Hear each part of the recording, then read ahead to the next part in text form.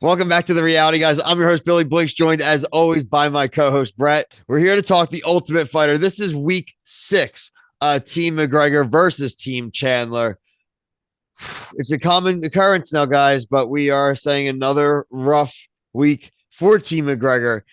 This week was Kurt Hollowball versus Lee Hammond. Lee Hammond on the side of Team McGregor. And this is a gut-wrenching one, Brett. The finish, again, is the same, but how we got there wasn't the same as we have been getting there. Team McGregor was about a minute and 20 seconds away from their first decided one-sided victory. But then our boy Lee Hammond let himself just, and I want you to break this down a little bit, but let himself get guillotined, man. Now, from a novice perspective, I mean, did he just get lazy? Was he not paying attention? How did he get himself in that situation? What did you think of the fight and the result? I mean, I'm a white belt, so I really couldn't break it down that well. But it looked like he was getting sloppy and just didn't have great grappling, and just kind of let himself get reversed and left his neck out there.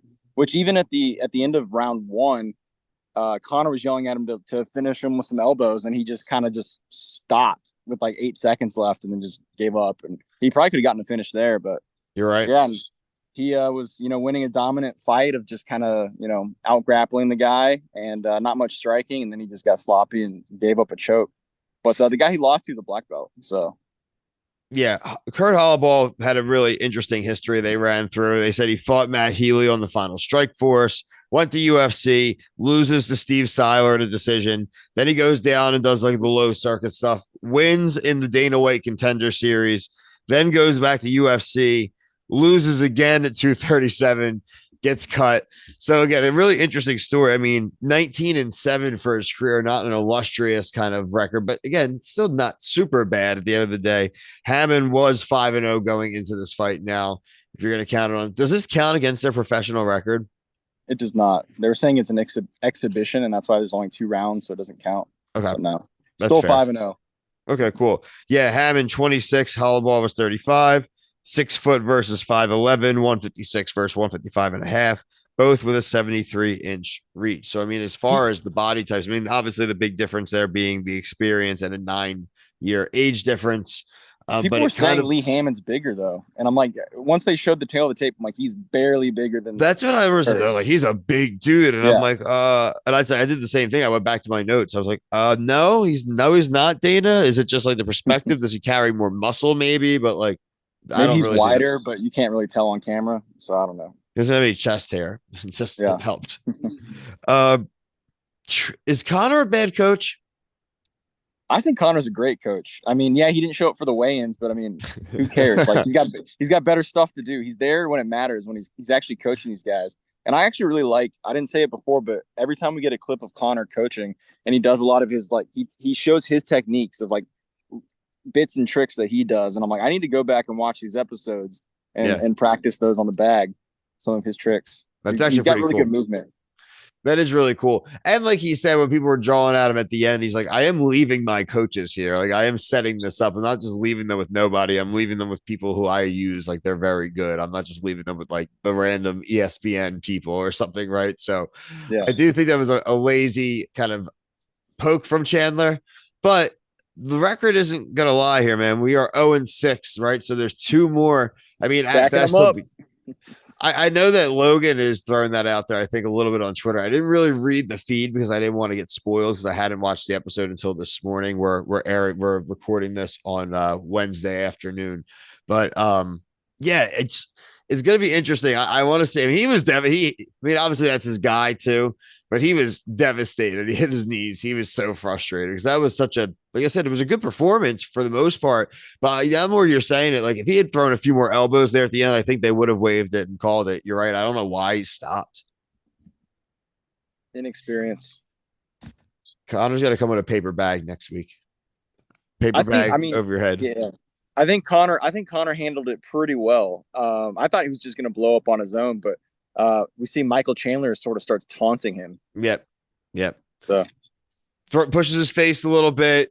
Chandler laughs it off. I mean, I'm glad it didn't turn into anything goofy, which I don't think would happen. Connor's taking the jacket off like he's gonna be class. Has there ever been an actual coach fight, like physically during the Ultimate Fighter? I don't know. I would say probably not. Well, commenters, let us know. I want to Yeah. know. I want to look up the YouTube clips. Uh, but yeah, overall, again, I think we're powering through. This was I like that we got a different ending here. I like seeing a KO. Uh, it is almost now. I am kind of just rooting for the sweep now at this point. Yeah. Like Jason Knight next week is if pretty he doesn't good. have anybody, does Connor get to go home?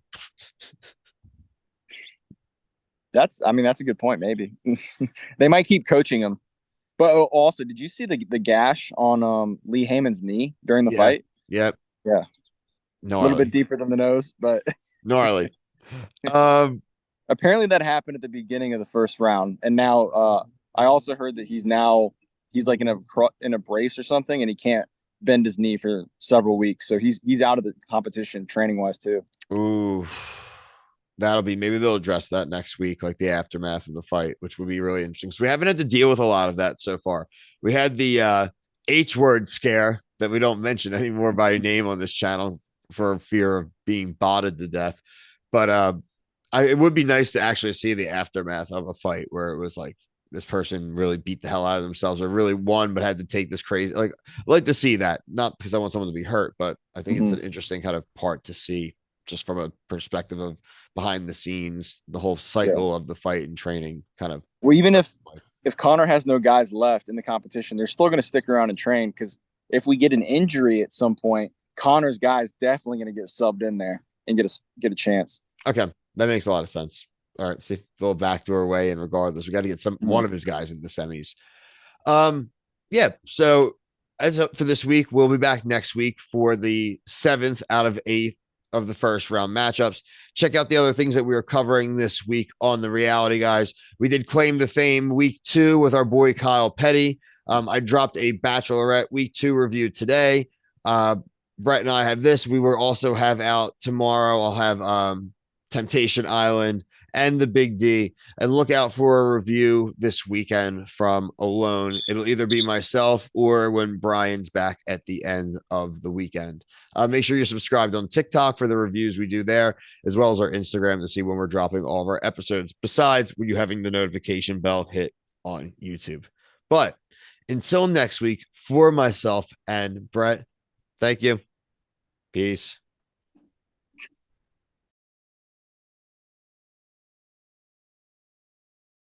Thank you for watching our video. We really appreciate it. And we'd really appreciate you checking out our link below for Give Kids the World Village and Hearts of Reality, the official charity of the reality guys. Give Kids the World Village is an awesome 89-acre, whimsical, awesome amusement park set up for kids with terminal diseases and their families to go out, experience awesome adventures, ones that they'll remember for the rest of their lives. Hearts of Reality, a lot of reality TV stars getting involved and going in and just providing that type of experience that really is second to none, really anywhere in the USA.